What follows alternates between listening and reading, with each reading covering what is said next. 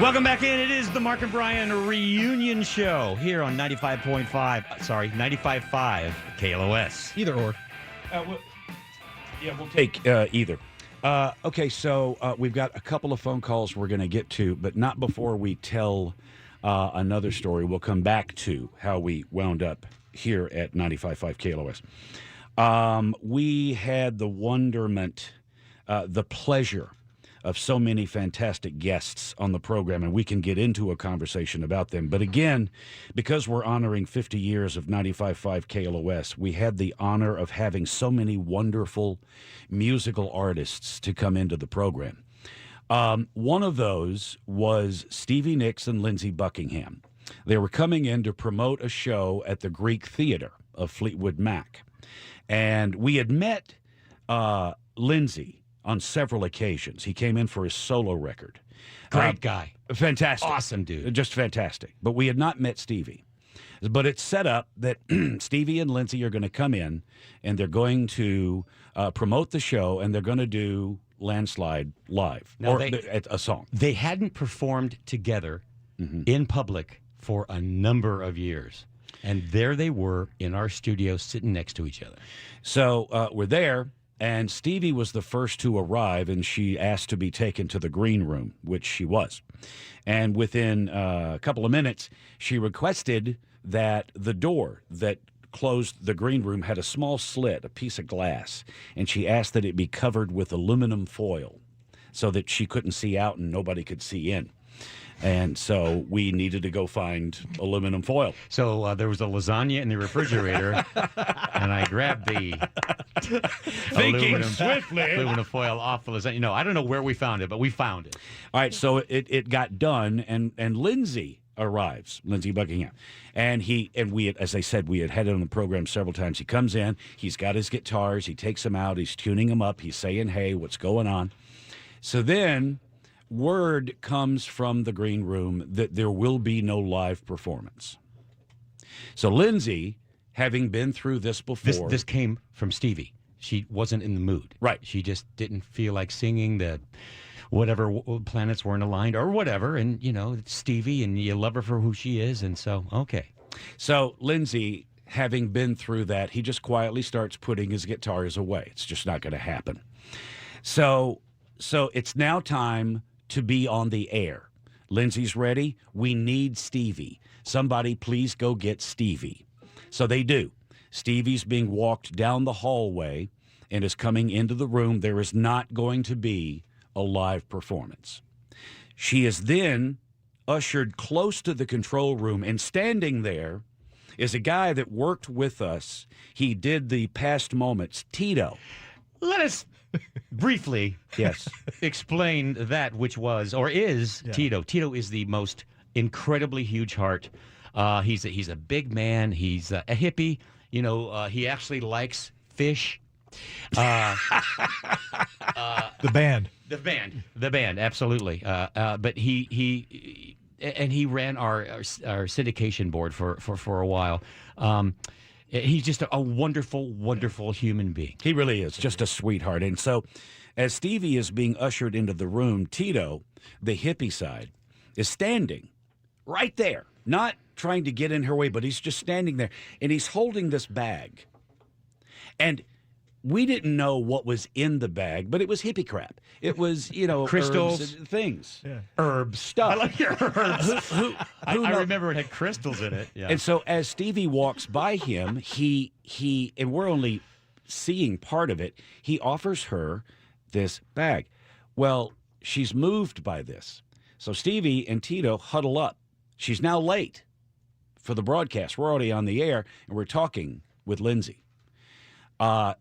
After they had huddled, she enters the room, and we talked a little bit, and Stevie, after huddling, while holding this bag of magic that Tito had given her, she announces that they will do Landslide live. Before we go to that, let's go to line 8, and let us talk to the man that is responsible for one of the performances that brought the hair on our arms up. Truly. Let us welcome in Tito. Teets, how you doing? Hello, my brother. There he is. There he is. Right on. Tito. Hey Tito, what did the guy say? What did the fish fan say when he ran out of marijuana? Man, these guys suck. Tito, listen, we got to know. So you huddled up with Stevie. You gave her this bag of stuff. What was in the bag? Okay, actually, my friend Lana made it for her. She's had I asked some friends, some hippie friends that made stuff to make a bunch of things just to give it to her, and she's the only one that came through. And then she put crystals. She put a buckeye nut. Remember that, Brian? Oh, the buckeye nut. The buckeye nut. Yeah. Yeah, totally. And seashells. And she went on a love ride with her boyfriend, so she collected a bunch of things, and she put them in there. And she wrote a note to me. It said said everything that was in there, and she said, "May it bring Miss Stevie peace, love, and harmony. Love, Lana." And I put the note in there too. So she actually read the note, and it just blew her mind. It was. Well, you saved the day. You saved many days, Tito, but you saved the day. Now, Tito, before we go to the performance that you're responsible for, are you still acting? Because Tito is this most unusual looking, as Brian mentioned, guy, and he was working like more than any other actor doing background. Are you still doing that, Tito? Yes, sir, I am. I absolutely am. And I just got called to see if I'm going to be in something with the lady that produces Rick and Morty. So I'm waiting on that right now. So we'll see Tito, what happens. Honestly, we have had so many wonderful people that worked with us, and we got a chance to work with. None were more original than you. Oh, my God. I dream about you guys a lot, and I can't believe I'm talking to you guys. I mean, I love you to no end with all four chambers of my heart, man, and that's forever, you guys. What you're hearing there, that is Tito. That's the guy he is, and you know, we get to. It's so nice when you're doing a show and you have people that are so tender and so supportive and helpful, and you're in a bad mood, they'll put you in a good one, and Tito's one of those guys. So thanks, man. And Tito, as we say bye, I just wanted to remind you, I once parked my car next to yours in the parking lot, and I got out. I've never seen a filthier car in my life of any human that has walked the earth ever. It was my car collage of brilliance, man. Do you know? I don't know if you knew this. You probably did, but after every show, we would go back in the Tito's studio, and we would do promos and commercials and that sort of thing, and then Tito would disappear for about 20 minutes. Sure, he'd disappear. Show prep. Show prep. He'd get into his car and he'd drive up into the mountains, and he show prepped, and he came back and created. Tito, the very best to you, my friend. Thank you for the many years, and thank you for calling. God bless you guys, and I love you guys, and rock on KLOS and rock on Mark and Brian forever, man. Thanks, Tito. Now, thank you very much for calling, man. And let me just say this about what you're about to hear. Very rarely would we promote something and say what I'm about to say before you've heard it, but there's just no way that I can overstate what this is. Lindsay, as I said, Lindsay and Stevie hadn't performed together in a number of years. It was their first kind of live performance together. Lindsay had his guitar, he's brilliant, and Stevie, as Mark said, I think we should do Landslide. This is unplugged. This is in the studio. This isn't like recording, major record company recording mics. They're studio mics, radio mics, which are nice, but, you know, this thing is so unproduced and so raw and so perfect that I remember halfway through, I looked over to Rita, and we both had tears in our eyes. And as Mark said, goosebumps, because at one point, about halfway through the song, Stevie turns and looks at Lindsay, and their eyes just met, and there was this moment that everyone in the room saw or felt, or maybe it was the Buckeye nut. I don't know, but it was. But that moment was so incredibly special for them, and you just knew it.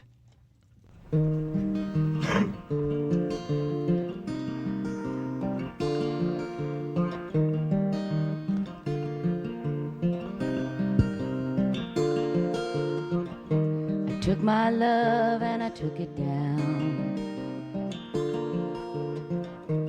climbed a mountain and I turned around, and I saw my reflection in the snow-covered hills, till the landslide brought me down.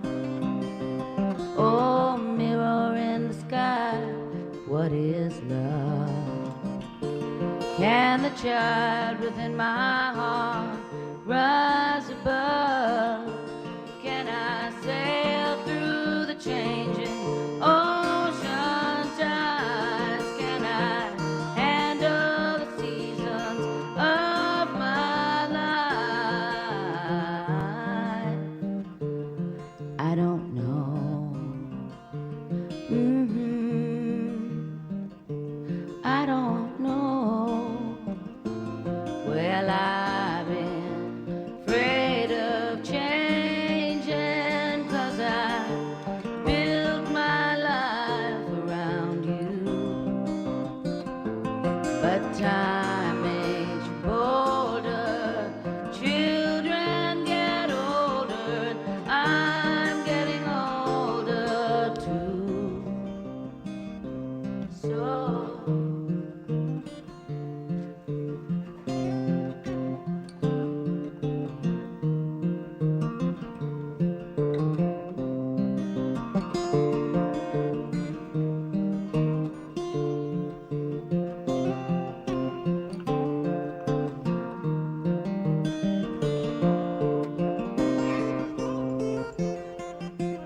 I've been afraid of changing, 'cause I built my life around you.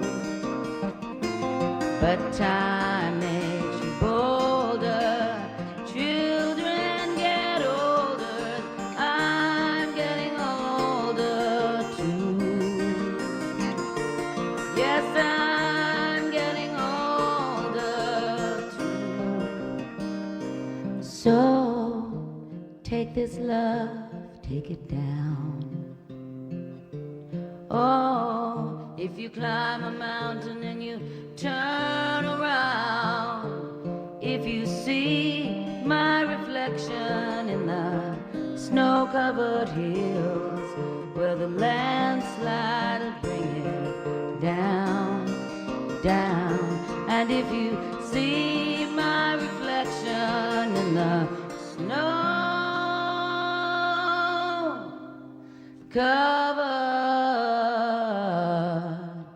hills, well, maybe the landslide will bring it down. Well, the landslide will bring it down. Thank you, Tito. Yeah, if that was the first time you've heard that, congratulations. That was a gift we got that morning. And Tito was very much responsible for that, for his bag of Buckeye nuts. Now, thanks to Laura Stringer, and again, I want to mention this just a second, Gary, and then we'll do this. So Laura Stringer is the one that has championed this entire drive to get Mark and Brian into the Radio Hall of Fame, and we'll get into some details about that momentarily with Laura, because there's a lot of stuff involved in that. But Laura, who bit off more than she could chew, Brian challenged her, because we had our brass. Mark and Brian, I played the trombone badly. Brian played the trumpet better than me. But we had our brass. And the brass... we had our fun, old lady farting in the fog. We just kind of whatever. We always had it as a toy, as a gift. On Christmas, Santa came. Let's play the brass. Well, the brass wound up really coming, in my mind, to complete fruition when the great Tom Jones visited the Mark and Brian program. Tom had been on the program a time or two before. He is the most amazing guest. He knows he's Tom Jones, and he absolutely has fun with it. He does. And we had some fun with him, and we're going to remember that. Now, we're already, Brian, we're already at 20 minutes after 4, and we have so much stuff to get done. I know. We knew, honestly, folks, we knew this would happen. We said, because at first when they said we're going to have 66-minute breaks or 25-minute breaks, when we're used to that 11-minute break, then a commercial, it kind of worried us, and then now we're like, okay, that's not enough time. We might have to go to about midnight tonight. So we're going to now, Laura. You're standing by the mic as though you have something to say. Okay, just in case. Okay, you don't have anything to say yet. Your moment is coming. Trust us. But when we come back, we got some business to slice. When we come back, Right now, we're doing business. Yeah. Okay, can we really quick because he's got to go? Just say, Frazier, is Frazier out there? The Frazier leave? Oh, well, there's Linda. That's not Frazier. Come on in, Linda. she can be Frazier. I'm sure she could. Come here, sweetie. You just walked in front of Linda. Wait, no, it sounded like I said, come here, sweetie, and then Frazier walked in. Listen, I don't want to go to HR already. I just got in here. Listen, this is a perfect day for us, a perfect day to talk to you because of KLOS's 50th anniversary. You, legend, icon in Los Angeles, and then you left the station. Rita was doing the morning show, and then we replaced Rita. And as she puts it, thank God, because she hated getting up in the morning. But you, man, you were like the big thing. I'm still trying to sleep it off. The 5 years that I did. I don't know how you guys did. Only 5? Yeah, Wow. I don't know how you guys did 25. Well, it made it easier for us because, as Brian was saying, you were iconic. You left. Rita filled in, made it easier for us to slide in there because even after that, your reputation was still around, and you left to do the business. You're still doing stand-up. How's that going? It's going well. I'm with Tim Allen tonight at Laugh Factory. Okay. So I'm still doing that. That's great. That's going, same jokes. Oh, good. From 30 years ago. If it ain't broke, don't fix it. Exactly. And, I'm still having a lot of fun with that. Although I am driving Uber, I had to drive Moshans to the airport. Did you? Yeah. Did he tip? No, of course not. It's Moshans. Yeah. I got a little therapy session, though, on the way out there. Right. Well, I mean, you would know Chuck as well as he worked as with we me, do. too. Yeah, I mean, just the absolute great. And so great to see him and to hear his voice.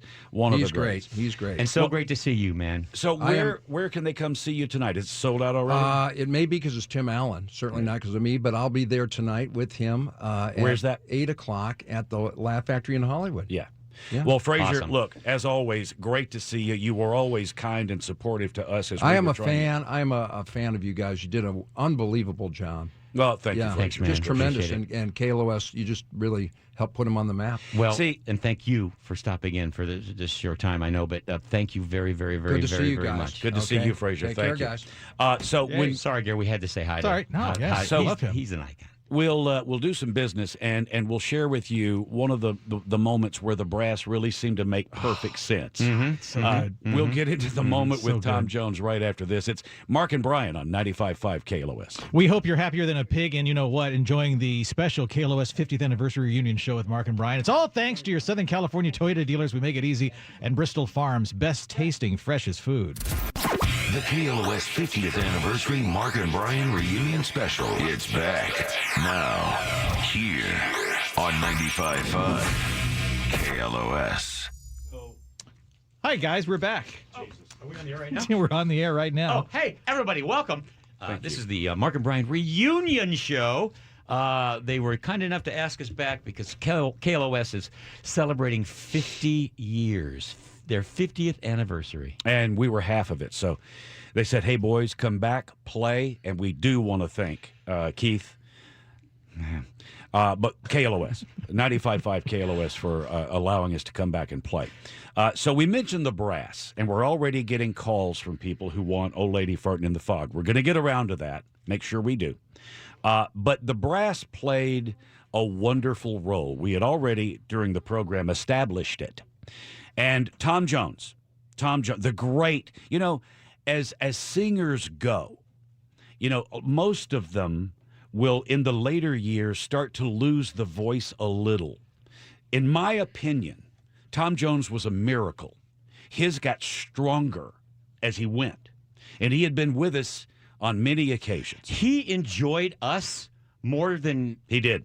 He should have. He did. He just enjoyed the silliness and the stupid. This is Tom frickin' Jones. First time he's on the show, I was nervous that morning because is he going to be like a stodgy Welsh guy? It's like, I've got more money than both of you. He's the most down to earth, sweetest man. Before we get to it, Tom Jones' story. We always did a thing. Not always, but a lot of times. We'd have a guest come in. We'd play a game. How much you got? How much you holding? And most guests, celebrities, would have 200, 300 cash. We're talking. We'd each take a guess as to how much they were holding. Tom Jones, by the way, we read as he was driving over that he is worth, and this was at that time, $500 million. Okay, so he comes in. We each make our guess. He goes into his pockets. Tom Jones was carrying nothing. No cash. He was so rich, he didn't need to carry not a wallet, not a credit card, Nothing. not a Vons card. Nothing. Oh, wow. All right.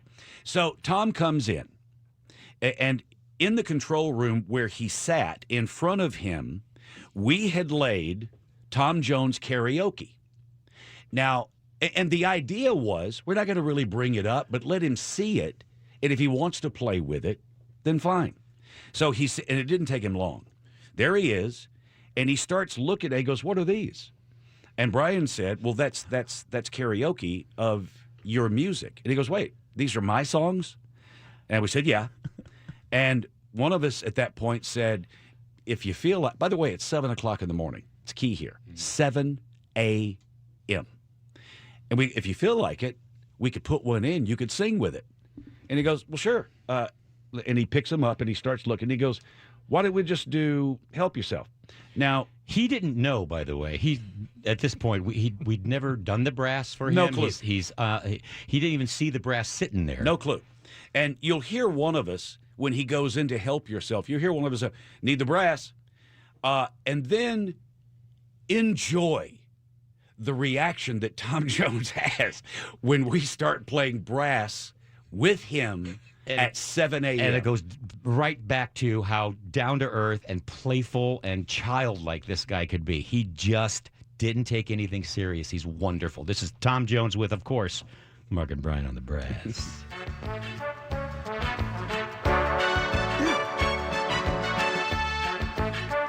Need some horns. Love is like candy on a shelf. You want to taste and help yourself. The sweetest things are there for you. Help yourself. Take a few. That's what I want you to do. We're always told repeatedly the very best in life is free. So if you want to prove it's true, baby, I'm telling you, this is what you should do. Just help yourself to my lips, to my arms. Just say the word and they are yours. Just help yourself to the love in my heart. Your smile has opened up the door. The greatest wealth that exists in the world can never buy what I can give. So help yourself to my lips, to my arms, and then let really start to live.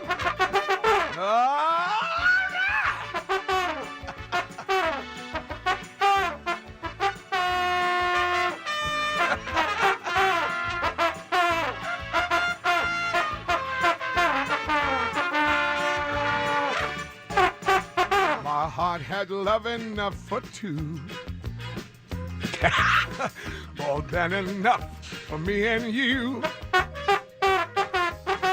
I'm rich with love, a millionaire. I've so much, it's unfair. Why don't you take a share? Just help yourself to my lips, to my arms. Just say the word and they are yours. Well, let me just say it, in case you're wondering, not one lesson. No. We never took a lesson. Not one. Maybe my favorite bit ever. There, as I said, there is much to be done. We've got a phone call coming up momentarily. Wanted to finish the story we talked about when we first got together at I-95 in Birmingham, and things went well very, very quickly. We knew that the offers were going to start coming, and normally from a town like Birmingham, which is media market large as next, two called, Atlanta and St. Louis, and both were very, very serious about having Mark and Brian come and be a part. Which is the really kind of the greatest and most logical move from a media market, which is Birmingham, Right. to a large market, Right. Which was the St. Louis or Atlanta. So we, hosting both, we were in Atlanta. It was Quixie, WQXI. And we were in the general manager's office, and we're talking with him, and he's being so friendly and so nice because Atlanta and St. Louis were battling it out, and we were happy with both. So we're in the middle of talking to him, and his secretary steps in, and he goes, This is so not the way I tell it, by the way. Maybe I enlarge the story, because how I tell it is we had decided on Atlanta. yeah. Okay, we decided, and we were going to go there, and so that day was the day we're going to go in. We go into the general manager's office, and if I'm making this up, tell me. No, 'cause go ahead. I thought this was real. Dude, 63. Oh, okay, say. I ain't far behind.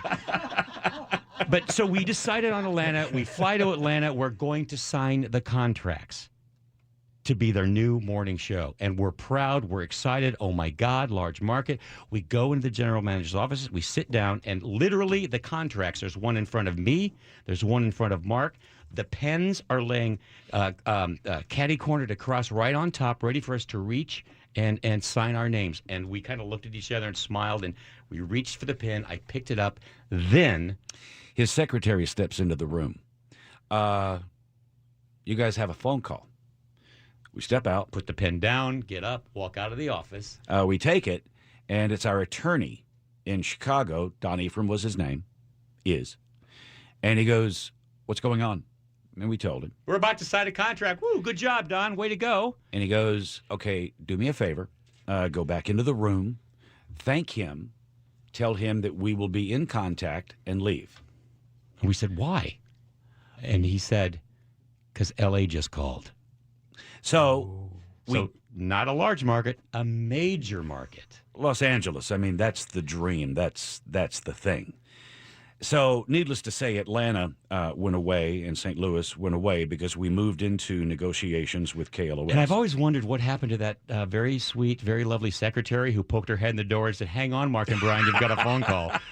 Whatever happened to her? So, to move it along, because we got a phone call coming in, but we went into negotiations. Bill Summers flew into Birmingham to listen to us, and he did, and that went very well. And we went to L.A. And what is the place on Sunset with the famous hot dogs? It's Carney's. Okay, we're at Carney's. We're sitting there. Classy place, Carney's. That's where they took us. Right. Their new morning show. I love Carney's. So we're standing there with Bill, and we're in the middle of negotiations, and our attorney had always said, never agree to anything. We're standing there, and Bill says to us, "I have never once paid for any jock X amount of dollars, and I never will." He did. We signed, and we went, and we can talk about those early days, but right now we have a phone call. And this young lady has become the voice of the sideline on the NFL. And when this was set up, this phone call on the show, and Laura called and said, "Oh, by the way, this person's going to be on," and I said, we were very close friends. She didn't know that. But Michelle and I have known each other for years. I live in Redondo.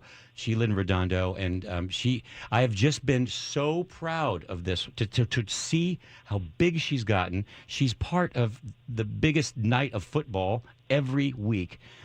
It's our friend, and we're proud to have her on, Michelle Tafoya. Michelle, thank you for being on the show. Oh, thanks for having me. Except I was in Manhattan Beach. I just want to make that Right said, next door. If my family's listening, they'll want me to correct that. She corrected me because Manhattan's where the snot holes lived. Oh, I see. Yeah, I was Redondo. The snotty lived people. in Manhattan Beach. All right. And my sister sister and her family live there. They're not snobholes. So, Michelle, you'll see her on the sideline during the game talking about reports on injury and whatever. And Michelle, I specifically bring this up because I want to know, at the end of the game, it is Michelle's job to get over to the MVP of the game and get the interview. And it's an impossible job because in many cases, the MVP is not listening. They're standing there. They're doing it because they have to. Michelle, what is, I guess that's an unfair question to ask you the worst, but how hard is it to secure that MVP for that interview? Because you've got to hit the clock. Yeah, well, you know what? It's not that tough. And there are some tricks to the trade involved, but most of them want to do it. It's amazing. As you said, it's the biggest night in football, Sunday night football. And they like being that guy that gets pulled over and singled out. We give them a game ball. Usually it's one or two of maybe three guys. Oh, that's cool. And sometimes it's one. We give them a game ball. We make a big to-do out of it. So I think they enjoy it. And and another thing that I always felt like, God, she's so good at this. How do you get this done? Is sometimes you'll go, the second half has started, and you'll go, well, I just spoke with Coach Belichick, and he told me this.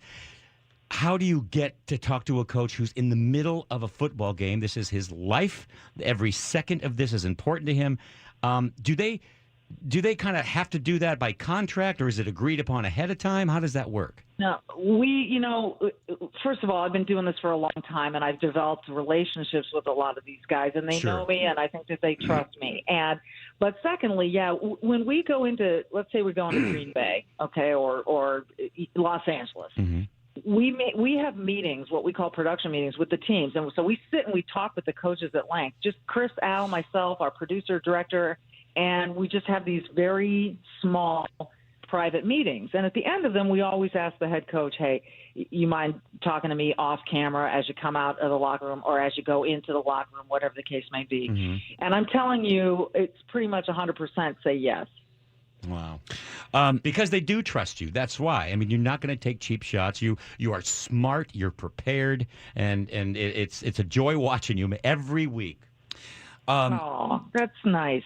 Michelle, I want to share this. There's a reason that we're talking with Michelle, and for one, I'll just be honest about the thing. When Michelle, you may not know, but there is a push to get Mark and Brian in the Radio Hall of Fame.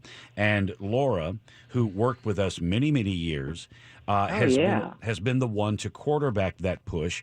And she had contacted both Brian and I about various people that had worked with us on the Mark and Brian program. And she was going through some of the names. And Laura said, of course, Michelle Tafoya worked with you guys. And I said, wait, what?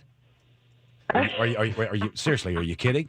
And she said, no. And this is why we're talking to her. Michelle worked with us on Mark and Brian, and I'm so sorry, Michelle, but I didn't remember it.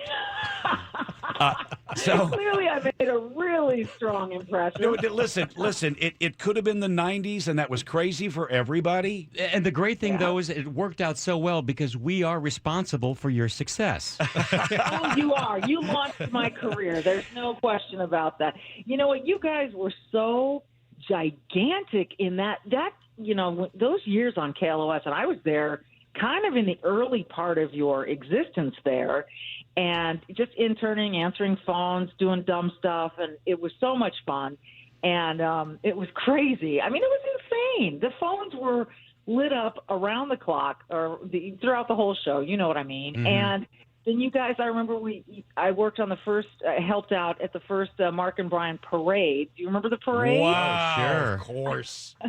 Yeah. So, I mean, you guys were a phenomenon that was massive. And, I was doing this while I was in grad school. I was going to USC to get my master's in business as a fallback. How much did you pay to get in? Hey now. It's a fair question. Nice. But nothing. I paid tuition. That was plenty.